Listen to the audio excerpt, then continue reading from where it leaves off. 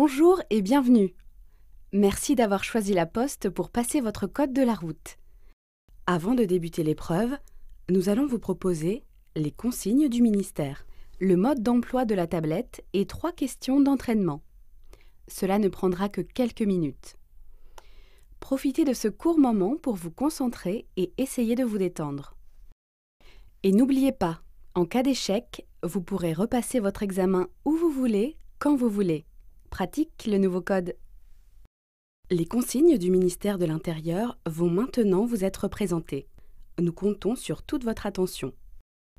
Candidate, candidat, vous allez passer l'épreuve théorique générale du code de la route. L'épreuve durera environ 30 minutes. Il vous faudra obtenir une note supérieure ou égale à 35 sur 40 pour réussir votre examen théorique.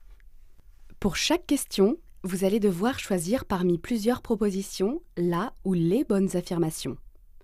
Pour répondre aux 40 questions, n'oubliez pas que, sauf indication contraire, vous êtes titulaire du permis de conduire depuis plus de 3 ans et votre vitesse est nettement supérieure au véhicule que vous voulez dépasser. Pour chaque question, après la lecture des propositions, vous disposerez de 20 secondes pour répondre et éventuellement corriger votre sélection. Un chronomètre vous permettra d'estimer le temps restant pour répondre avant le passage à la question suivante.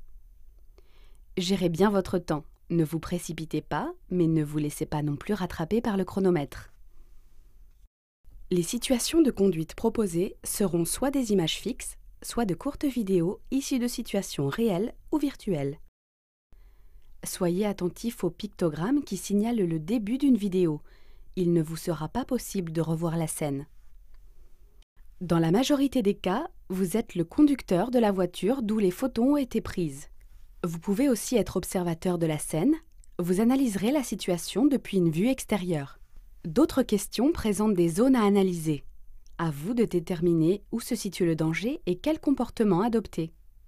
Durant le test, aucune aide n'est permise, aucun document, téléphone ou conversation ne seront autorisés.